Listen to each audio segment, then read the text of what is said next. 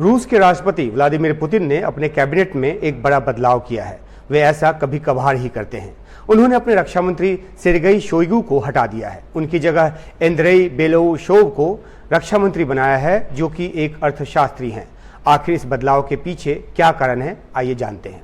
Sergei Shoigu एक दशक से लंबे समय से रूस के रक्षा मंत्री थे। वे पुतिन के सबसे भरोसेमंद लोगों में एक हैं, लेकिन कई वजहों से रक्षा मंत्री के तौर पर उनकी काबिलियत पर सवाल उठने लगे थे। जब रूस ने यूक्रेन पर हमला किया तो रूस की तरफ से यह सोचा गया था कि युद्ध अधिक से अधिक 2 हफ्ते या 3 हफ्ते में खत्म हो जाएगी और रूस की जो सेना है वो जीत हासिल कर लेगी, लेकिन ऐसा नहीं हुआ। यूक्रेन की तरफ से जैसा प्रतिरोध हुआ, इसका अंदाजा रूस को नहीं था। कीव में रूस की सेना घुस तक नहीं पाई और उल्टे पैरों से लौटना पड़ा।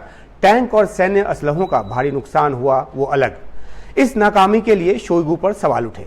इतना ही नहीं, पिछले साल गर्मियों के दिनों में जब वागनर लड़ाकों के प्रमुख येवगेनी प्रिगोजिन ने बगावत का झंडा बुलंद किया तो उसने शोइगु पर निशाना साधा, उन्हें बदलने की मांग की। कहा कि उनके लड़ाकों को हथियार और रसद तक नहीं मिल रहे, इससे लड़ाई में दिक्कत आ रही है और इसके लिए उन्होंने शोइगु पर भ्रष्टाचार के आरोप तक लगाए। प्रिगोजिन बाद में विमान हादसे में मारे गए। इसके पीछे साजिश की बात सामने आई, वो बात अपनी जगह, लेकिन अहम बात यह है कि प्रिगोजिन की बगावत को लेकर खुफिया जानकारी की कमी के लिए भी रक्षा मंत्री पर उंगली उठे। जहां तक भ्रष्टाचार की बात है तो शोइगु पर तो आंच नहीं आई, लेकिन रूस की एजेंसियों ने उनके एक बड़े सहायक को भ्रष्टाचार के आरोप में गिरफ्तार किया। शोइगु को रक्षा मंत्री पद से हटाया तो गया है, लेकिन उनको रूस की सुरक्षा परिषद का प्रमुख बनाया गया है। यानी ये भी नहीं कह सकते कि उनको पद से हटा दिया है कोई सजा के तौर पर, इस तरह की बात नहीं है। लेकिन इस प्रमुख के तौर पर वे राष्ट्रपति पुतिन तक उनकी करीबी पहुंच तो रहेगी, लेकिन सैन्य फैसलों पर उनका कोई सीधा अधिकार नहीं होगा। अब ये समझते हैं कि एंद्रेई बेलोउशोव को जो रक्षा मंत्री बनाया गया, आखिर क्यों बनाया गया है, जो कि एक अर्थशास्त्री हैं। शोइगु की तरह वो पूर्व सैन्य कमांडर नहीं है। इसका मतलब साफ है कि पुतिन चाहते हैं कि सैन्य खर्चों को लेकर ऐसी रणनीति बनाई जाए जो अधिक असरदार हो।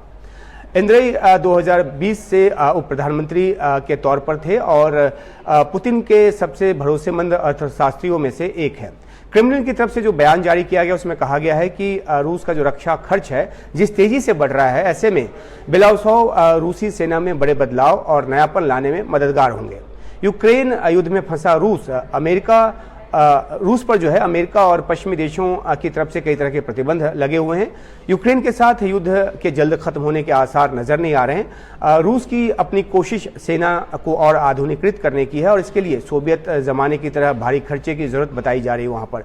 ऐसे में रूस की अर्थव्यवस्था और सैन्य खर्च में बेहतर सामंजस्य का जो दारोमदार है वो बेलोउशोव पर होगा।